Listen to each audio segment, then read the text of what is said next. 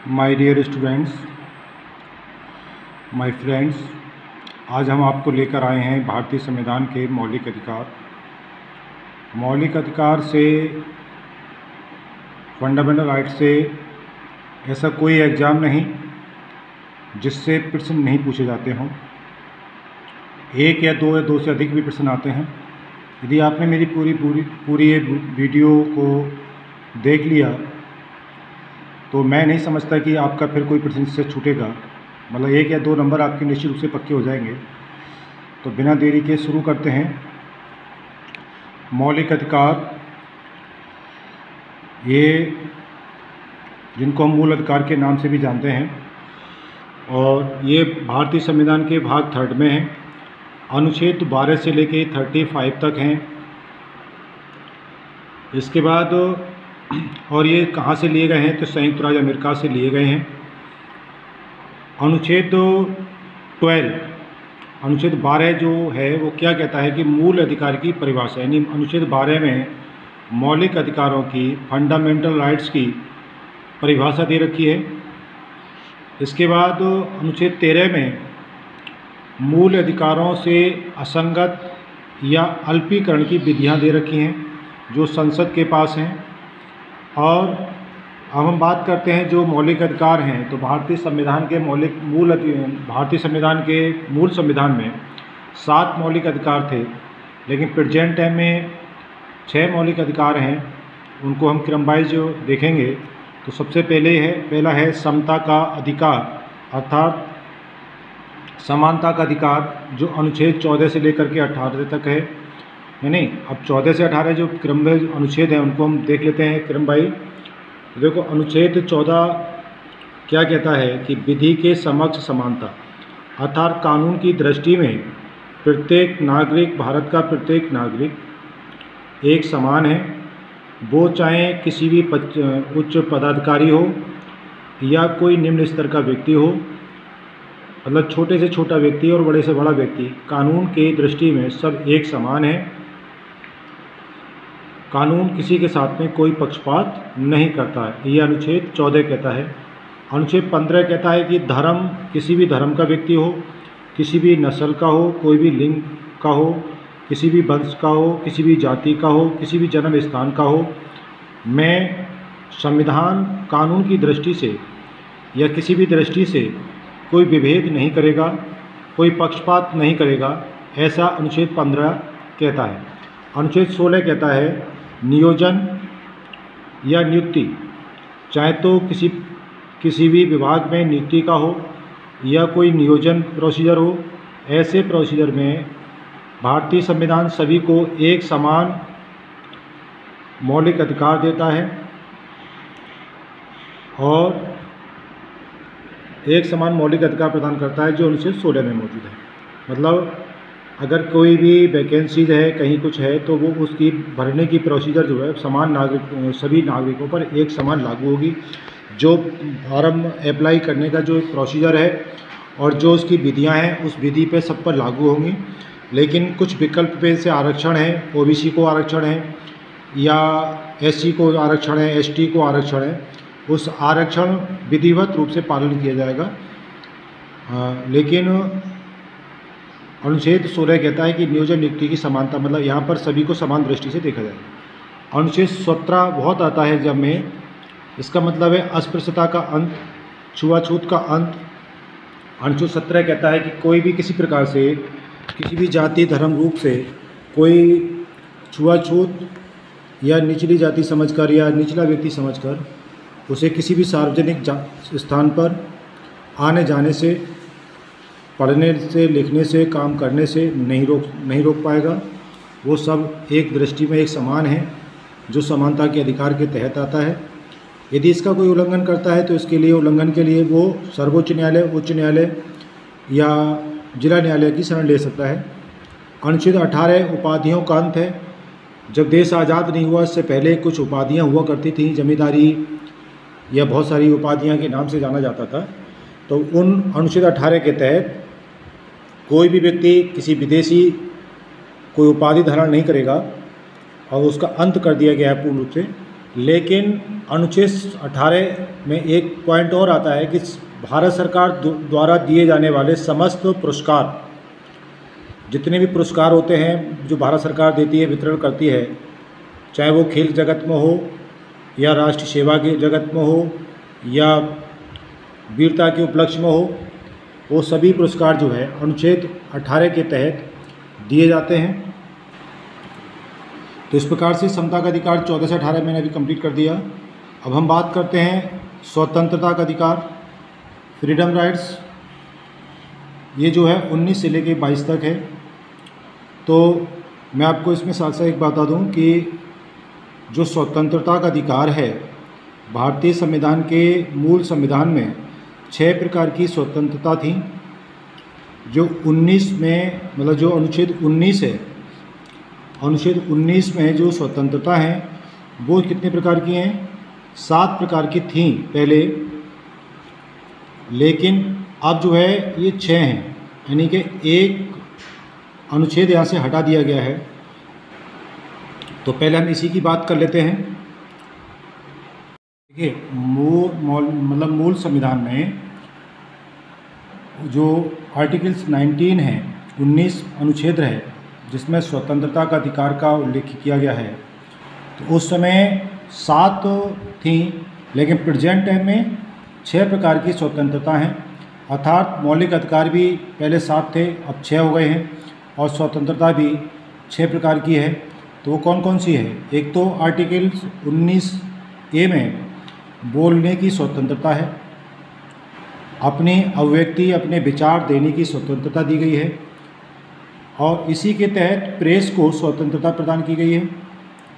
ठीक है, इसलिए जो प्रेस वाले जो हैं कहीं भी किसी के भी मुख पर जाकर के माइक रख देते हैं, ठीक है, और उनसे सवाल जवाब पूछ लेते हैं। ठीक, तो एक है 19B। 19B में सभा करने की स्वतंत्रता है, प्रत्येक नागरिक कहीं भी सभा कर सकता है। लेकिन इसके हम एक बात और कर लें साथ ही साथ में कि अगर कोई भी देश के समाज के खिलाफ जाकर के आप कोई ऐसी सभा का आयोजन नहीं कर सकते।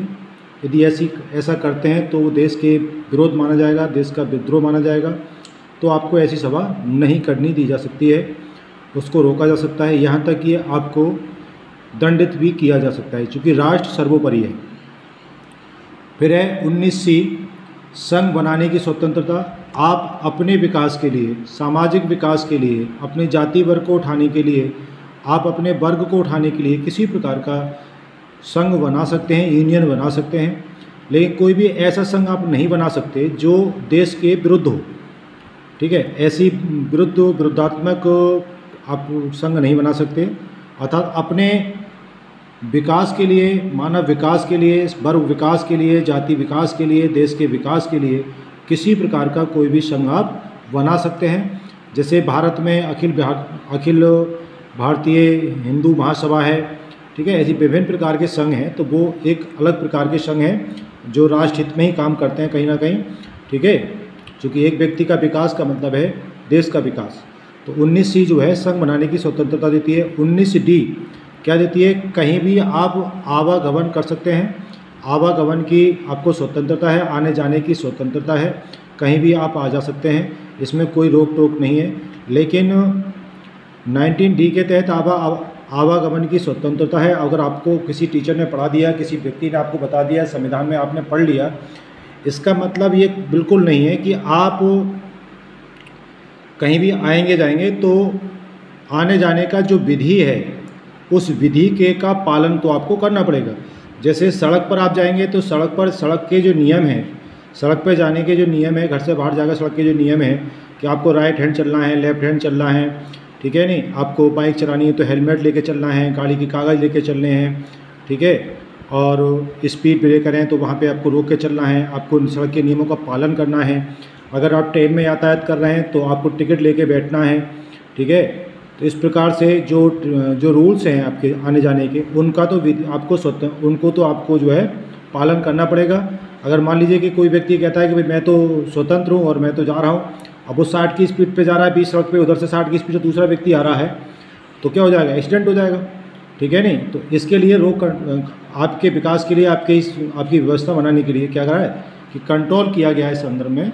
तो मतलब आपको आवागमन की पूरे देश में कहीं भी आ जा सकते हैं, इसमें कोई भी कंट्रोल नहीं है, लेकिन आपको जो कानून है उनका पालन करना पड़ेगा और आप कहीं भी देश में आ जा सकते हैं 19D के तहत। 19E के तहत निवास, आप किसी भी देश में, देश के किसी भी क्षेत्र में, किसी भी राज्य में जाकर के, किसी भी ज़िले में जाकर के अपना निवास कर सकते हैं, या कहीं भी जाकर के बसने की स्वतंत्रता आपको प्रदान की गई है। और ये आपको देता है 19E, अनुच्छेद 19E, भारतीय संविधान का 19E आर्टिकल जो है आपको ये स्वतंत्रता देता है कि आप भारत के किसी भी कोने में जाकर के निवास कर सकते हैं, कहीं जाकर के किराए पर रह सकते हैं, या वहीं जाकर के आप अपना मूल स्थान बना सकते हैं, वहीं जाकर के आप बस सकते हैं, मकान बना सकते हैं। 19G, आप भारत के किसी भी कोने में जाकर के, भारत के किसी भी क्षेत्र में जाकर के अपनी जीविका चलाने के लिए व्यापार कर सकते हैं। इसकी आपको 19G जो है स्वतंत्रता प्रदान करता है।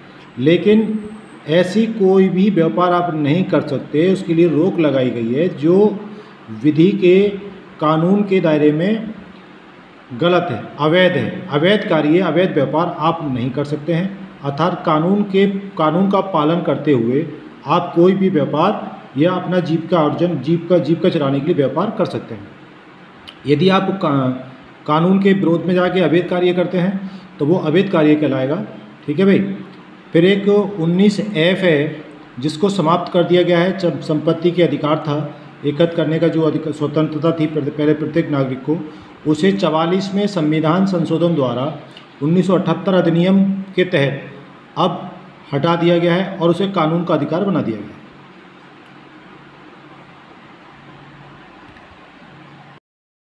अभी हम स्वतंत्रता की बात कर रहे थे। स्वतंत्रता का अधिकार जो अभी मैंने आपको 19 की व्याख्या करी थी, जिसमें 6 प्रकार की स्वतंत्रता इसमें प्रेजेंट टाइम में मौजूद है, पहले 7 प्रकार की थी। अब हम बात करते हैं जिसमें चूँकि आर्टिकल्स 19 से लेकर 22 तक हैं, अर्थात 19, 20, 21, 22, यानी कि इसमें 4 आर्टिकल्स हैं। तो 20 में क्या है, 20 क्या कहता है, अपराधों के लिए दोषी सिद्ध संरक्षण, यानी कि कोई व्यक्ति समाज में किसी प्रकार का अपराध करता है और वो उसे दोषी सिद्ध होता है तो वो उसे जो है उसकी स्वतंत्रता छीन करके उसे जेल में डाल दिया जाता है। ठीक है, यानी कि समाज का भी संरक्षण होता है और कोई व्यक्ति विरोध में जाकर के कोई दूसरा अपराध ना कर दे, इसलिए जो है क्योंकि किसी भी व्यक्ति को कानून हाथ में लेने का अधिकार नहीं दिया गया है तो उसका संरक्षण भी हो जाता है, जेल भी चला जाता है वो, और समाज से उसे वंचित कर दिया जाता है।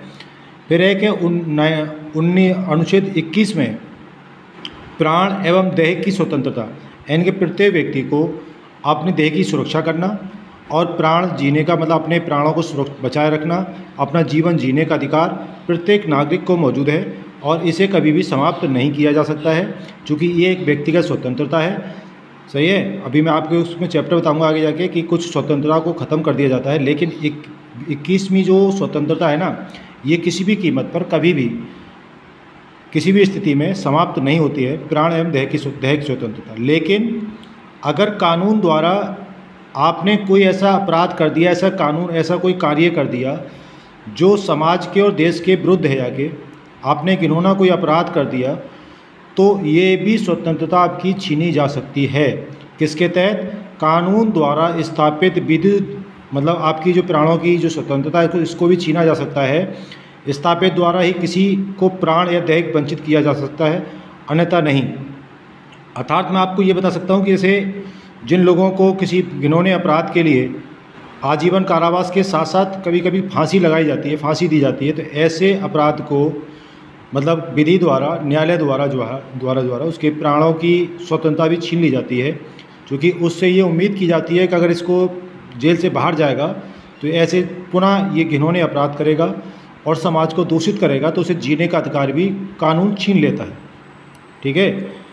फिर है 21 का, इसमें 21 में एक और है का, जिसमें शिक्षा का अधिकार दे रखा है। ठीक है। अब हम बात करते हैं अनुच्छेद 22, ये बहुत इम्पोर्टेंट है। इसमें क्या है कि कुछ दशाओं में गिरफ्तारी और निरोध से संरक्षण, अगर किन्हीं दशाओं में जैसे कोई भी पुलिस कांस्टेबल या किसी दशा में किसी व्यक्ति की गिरफ्तारी की जाती है, तो गिरफ्तार होने वाला व्यक्ति और गिरफ्तार करने वाले व्यक्ति से पूछ सकता है कि आप मुझे किस अपराध में गिरफ्तार कर रहे हैं, क्या आपके पास प्रमाण हैं, ठीक है। और 24 घंटे से पूर्व उस व्यक्ति को, गिरफ्तार किए हुए व्यक्ति को न्यायालय में पेश करना अनिवार्य है, यह अनुच्छेद 22 कहता है। इसके साथ साथ जो हम बात करते हैं कि स्टे ले आते हैं लोग गिरफ्तारी को अपनी रोकने के लिए उच्च न्यायालय से, ठीक है, तो कुछ दशाओं में उच्च न्यायालय गिरफ्तारी से रोक करने के लिए, आपको बचाने के लिए मतलब जो है संरक्षण देता है, तो उसे कहते हैं हम कोर्ट स्टे बोलते हैं। स्टे ले आते हैं, कुछ समय के लिए वो व्यक्ति गिरफ्तारी उसकी रुक जाती है और वो अपनी बात तो न्यायालय में ठीक से कह पाता है, ठीक है। तो कुछ मामलों में, कुछ दशाओं में गिरफ्तारी और निरोध से संरक्षण भी अनुच्छेद 22 देता है। फिर आता है तीसरे नंबर में शोषण के विरुद्ध अधिकार। अगर किसी भी व्यक्ति का शारीरिक मानसिक प्रकार से शोषण किया जाता है तो उसका भारतीय संविधान में बहुत अच्छी तरह से उल्लेख किया गया है। तो सबसे पहले हम बात कर लेते हैं शोषण विरोधी अधिकार ये कौन से अनुच्छेद में दे रखा है। 23 से लेकर के 24 तक ये दे रखा है। अनुच्छेद 23 में दे रखा है मानव के साथ में दुर्व्यवहार नहीं किया जा सकता, अर्थात उसको जो पहले बेचा जाता था, बेगार ले जाती थी, उन पर अब प्रतिबंध लगा दिया गया है और आप किसी से बेगार नहीं ले जा सकते, किसी से आप ज़बरदस्ती काम नहीं ले सकते, बलात्कार नहीं कर सकते, किसी के साथ में श्रम का प्रतिषेध है। अगर आपको किसी प्रकार से किसी व्यक्ति से ज़बरदस्ती काम नहीं करा सकते हैं, इसको जो है अनुच्छेद 23 प्रत्येक नागरिक को सुरक्षा प्रदान करता है, अर्थात शोषण के विरुद्ध अधिकार है ये। अगर किसी के प्रति शोषण किया जाता है तो वो इसके अनुच्छेद 23 के तहत सुप्रीम कोर्ट या उच्च न्यायालय जा सकता है। अनुच्छेद 24 कहता है कि 14 वर्ष से कम आयु के बालक को भारी काम नहीं लिया जा सकता, अर्थात कारखाने मिल में प्रतिबंध है। 14 वर्ष से जो बच्चे 14 वर्ष से जो कम आयु के बच्चे हैं, इन्हें आप जो है कारखानों में या मील में या खान में आप काम नहीं करा सकते हैं। इस पर पूर्णतः प्रतिबंध लगा दिया गया है, ठीक है। यदि इसके विरुद्ध काम करता है कोई तो कारखाने का लाइसेंस नष्ट होना, उस पर आर्थिक दंड देना, विभिन्न प्रकार के न्यायालय उसे दंडित किया जा सकता है।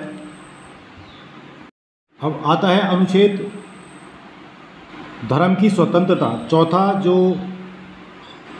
मौलिक अधिकार है वो है धर्म की स्वतंत्रता का अधिकार, अर्थात प्रत्येक नागरिक को अपने अपने धर्म मानने की स्वतंत्रता दी जाती है। अनुच्छेद 25 से लेकर के 28, अर्थात 25, 26, 27, 28, यानी कि इसमें भी जो है कितने हैं, 4 आर्टिकल्स का व्याख्या की गई है। तो चारों आर्टिकल्स की हम क्रमवार अध्ययन करेंगे। तो अनुच्छेद 25 क्या कहता है? अनुच्छेद 25 कहता है कि अंतःकरणा धर्म मानने, अर्थात आपके जो अंदर फीलिंग है, जो आपके अंदर भाव है, मानने, उसको आप किसी प्रकार के धर्म को मान सकते हैं, लेकिन किसी से ज़बरदस्ती धर्म मानने के लिए आप दबाव नहीं बना सकते। इस पर प्रतिबंध लगा हुआ है।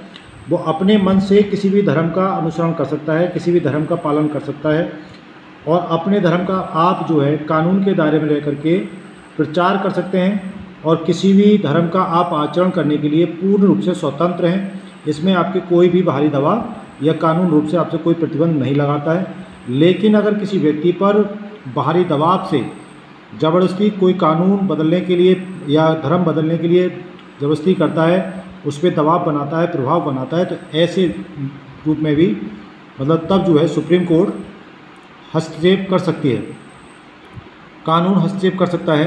अनुच्छेद 26 कहता है कि धार्मिक कार्यों का प्रबंध की स्वतंत्रता है। प्रत्येक व्यक्ति अपने धर्म के कार्यों के लिए प्रबंध कर सकता है, उसका पालन कर सकता है, उस धर्म को मान सकता है। जैसे आपका मन है, किसी का कोई रामलीला करा रहा है, राम की लीला करा रहा है, कोई कृष्ण लीला खेल रहा है, कोई रामायण करा रहा है, या कभी कभी हम देखते हैं कि गंगा जल शिव तीर्थ पे गंगा जल लाना, ठीक है। इस विभिन्न प्रकार के कार्यों से जो हो तो आप अपने धार्मिक कार्यों का प्रबंध कर सकते हैं, इसको आपको पूरी स्वतंत्रता है। लेकिन दूसरे धर्म के ऐसा काम नहीं कर सकते जिससे कि दूसरे धार्मिक लोगों को, दूसरे धर्म के लोगों को आपके द्वारा किए गए कार्यों से ठेस पहुंचती है, तो ऐसे कार्यों को भी रोका जा सकता है, कानून यहाँ आपके कानून आपको रोक सकती है। अनुच्छेद 27 है विशिष्ट धर्मों की अभिवृद्धि, यानी कि किसी भी धर्म की कोई विशेष धर्म है उसकी अभिवृद्धि करना, उसमें बढ़ावा देना में करों के संदाय, जो करों के रूल्स हैं उनमें स्वतंत्रता दी गई है। मतलब और अनुच्छेद 28 कहता है कुछ शिक्षा संस्थानों में धार्मिक शिक्षा या उपासना में उपस्थित होने की स्वतंत्रता है। अगर किसी भी स्कूल में या किसी संस्थान में कोई धार्मिक पूजा हो रही है तो उस धार्मिक पूजा में आपको उपस्थित होने के लिए कोई बाध्य नहीं कर सकता, और ये इसमें आप पूर्णतः स्वतंत्र हैं कि आप उसमें भाग लेना चाहते हैं या नहीं लेना चाहते हैं। ये आपकी स्वतंत्रता पर आपकी मन की फीलिंग्स पर आपको पूरी स्वतंत्रता है, उसमें आप भाग लें या ना लें, लेकिन आपको कोई उसमें भाग लेने के लिए बाध्य नहीं कर सकता है। अगर मान लीजिए कि कोई व्यक्ति किसी स्कूल में पूजा हो रही है, भगवान की आरती हो रही है और आप उस आरती में शामिल नहीं होना चाहते हैं तो आप नहीं हो, लेकिन उस आरती में शामिल तो आप नहीं हो सकते हैं, लेकिन नहीं कर रहा है तो नहीं होइए, लेकिन आप उसका विरोध नहीं कर सकते हैं। ठीक है, तो ये आपका स्वतंत्रता है आपके लिए। फिर अगला है 5वां मौलिक अधिकार आपको दिया गया है संस्कृति शिक्षा संबंधी अधिकार, अर्थात आपको इसमें अनुच्छेद 29 से लेकर 30 तक हैं, अर्थात 2 प्रकार की आपको इसमें 2 आर्टिकल्स हैं 29 और 30।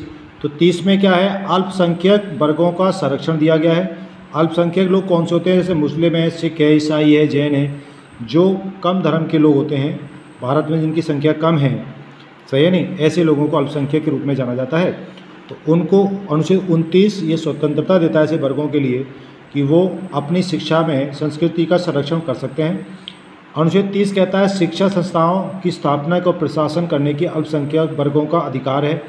जो अल्पसंख्यक के लोग हैं वो अपनी धार्मिक शिक्षाओं का विकास के लिए स्कूलों की संस्थानों की स्थापना कर सकते हैं, लेकिन उसमें ऐसी कोई शिक्षा आप नहीं दे सकते जो देश के विरुद्ध में हो, देश के खिलाफ हो, जिसमें देश की एकता अखंडता में बाधा उत्पन्न होती हो, ऐसी आप शिक्षा नहीं दे सकते। तो और ऐसी शिक्षा देने के लिए कानून आपको सलाह नहीं देता है, कानून आपको रोकता है।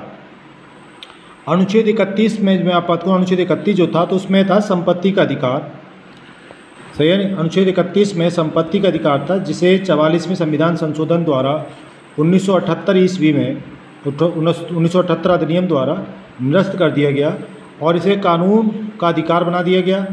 23वां इस जो 300 का अनुच्छेद में रखा गया है, और जो भाग 12 में है, अर्थात जो संपत्ति का अधिकार था वो अब कानूनी अधिकार है। अब कोई भी व्यक्ति अकुश संपत्ति एकत्र नहीं कर सकता है। इसका जो भी आपके पास संपत्ति है इसका ब्यौरा सरकार को देना होता है, और जो आपके पास टैक्स देने की जो सरकार द्वारा छूट दी गई है उसके ऊपर यदि आप संपत्ति एकत्र करते हैं तो उसके ऊपर आपको क्या देना पड़ेगा, टैक्स कर चुकाना पड़ता है। ठीक है, तो अब ये कानूनी अधिकार है, और ये कानूनी अधिकार बना करके मौलिक अधिकार से हटा करके कहाँ रखा गया, किस अनुच्छेद में रखा गया, तो 300 का। ये आपसे प्रश्न पूछा जा सकता है एग्जाम में कि भाई संपत्ति के अधिकार अब कानूनी अधिकार है तो वो किस अनुच्छेद में है, तो 300 का में है। किस भाग में है, ये तो 12 में है। और पूछा जाए कि ये इसका संशोधन ये कब हटाया गया, तो अधिनियम 1978 के तहत। कौन से संविधान संशोधन द्वारा, तो 44वें संविधान संशोधन द्वारा। ठीक है, देखिए अब है मौलिक अधिकार छठा, संवैधानिक उपचारों का अधिकार। बड़ा इंपॉर्टेंट चैप्टर है ये भी, मतलब बहुत मेन वो है। तो 32 से लेकर जो 35 तक इसकी व्याख्या की गई है, अनुच्छेद 32 से लेकर 35 तक इसका प्रावधान है। ठीक है, तो कितना हो गया, 32, 33, 34, 35, यानी कि इसमें कितने हैं, इसमें भी 4 आर्टिकल्स हैं, यानी कि 32, 33, 34 और 35, 4 आर्टिकल्स इसमें मौजूद हैं। तो 32 में क्या दे रखा है कि इस भाग द्वारा, अनुच्छेद 32 के द्वारा प्रदत्त अधिकारों को प्रभावित करने के लिए सर्वोच्च न्यायालय को प्रत्यभूत किया गया है कि इस भाग में, इस अनुच्छेद 32 को जो मौलिक अधिकार प्रदान किए गए हैं उनको प्रभाव में लाने के लिए या उनकी सुरक्षा प्रदान करने के लिए सर्वोच्च न्यायालय को प्रत्याभूत किया गया है, यानी उसको प्रतिनिधि चुना गया है। इसी अनुच्छेद 32 के तहत ही हम ये कह सकते हैं, अनुच्छेद 32 को डॉक्टर भीमराव अम्बेडकर ने भारतीय संविधान का हृदय एवं इसको आत्मा कहा। अनुच्छेद 32 को संवैधानिक उपचारों के अधिकार को उन्होंने कहा कि ये भारतीय संविधान का क्या है, आत्मा और हृदय है, ठीक है। और मतलब जो कहते हैं ना कि मौलिक अधिकारों का जो प्रहरी कौन है, तो सर्वोच्च न्यायालय है, तो सर्वोच्च न्यायालय को प्रहरी बनाया गया अनुच्छेद 32 के तहत, ठीक है। मतलब उसकी सुरक्षा प्रदान करना, उसकी संरक्षण देना, उसको प्रभाव में बनाए रखना, ये अनुच्छेद 32 में सुप्रीम कोर्ट को प्रहरी बनाया गया है। अनुच्छेद 33 कहता है कि इस भाग द्वारा प्रदत्त अधिकारों को बलों आदि का लागू होने में रूपांतरण करने में संसद को शक्ति है। इसको किसी प्रकार से फेरबदल करने के लिए, कुछ समय के लिए स्थगित करने के लिए संसद के पास इसमें शक्ति मौजूद है, ठीक है। अनुच्छेद 34 कहता है जब किसी क्षेत्र में सेना विधि प्रवृत्त हो तब इस भाग द्वारा प्रदत्त अधिकारों का निर्वर्धन किया जाता है, मतलब रोक दिए जाते हैं। जब किसी क्षेत्र में सेना आ रही जा रही हो, ठीक है नहीं, तो कुछ आपके मौलिक अधिकारों को स्थगित कर दिया जाता है। अनुच्छेद 35 में मौलिक अधिकारों का प्रभावी बनाने का अधिकार दे रखा है। मतलब अनुच्छेद 35 कहता है कि ये किस प्रकार से प्रभाव में लाए जा सकते हैं, इनको कैसे प्रभावी बनाया जा सकता है, इनको कैसे कानून द्वारा पालन किया जा सकता है। तो अनुच्छेद 35 में इनको प्रभावी बनाने के लिए विशेष उपबंध किए गए हैं। मौलिक अधिकारों का प्रारूप जो है किसने बनाया था, तो प्रश्न आ जाए कि मौलिक अधिकारों का प्रारूप किसने बनाया, तो पंडित जवाहरलाल नेहरू ने बनाया था। भाई सही है नहीं, मौलिक अधिकारों का प्रारूप किसने बनाया था, पंडित जवाहरलाल नेहरू ने बनाया, और इन्होंने संविधान सभा में इसको प्रस्तुत किया था और लागू कराया था, ठीक है। और सर्वप्रथम मौलिक अधिकारों की डिमांड किसने की थी, तो 1931 ईस्वी में मौलिक अधिकारों की मांग कराची के अधिवेशन, यानी 1931 में जो कराची का कांग्रेस अधिवेशन था, उसमें सरदार वल्लभ भाई पटेल ने मौलिक अधिकारों की मांग रखी गई थी, ठीक है। तो यहाँ से दो प्रश्न बनते हैं कि मौलिक अधिकार की सबसे पहले मांग किसने करी, तो कराची के अधिवेशन में 1931 ईस्वी में वल्लभ भाई पटेल ने मौलिक अधिकारों की डिमांड की थी कि मौलिक अधिकारों को भारतीय संविधान में शामिल किया जाना भारतीय नागरिकों के विकास के लिए नितांत आवश्यक है। कुछ इम्पोर्टेंट पॉइंट्स मैं आपको अभी बताने जा रहा हूँ कि मौलिक अधिकारों का जो भारतीय संविधान में शामिल किया गया है, तो ये कहाँ से लिए गए, संयुक्त राज्य अमेरिका का संविधान से लिए गए हैं।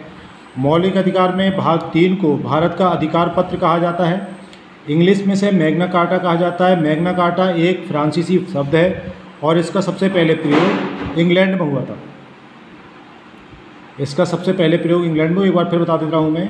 मौलिक अधिकार भाग 3 को भारत का अधिकार पत्र कहा जाता है और इसमें इंग्लिश में इसको मैग्ना कार्टा कहा जाता है। मैग्ना कार्टा एक फ्रांसीसी शब्द है और मैग्ना कार्टा का प्रयोग सर्वप्रथम इंग्लैंड में हुआ था और मौलिक अधिकार संयुक्त राज्य अमेरिका से लिए गए हैं।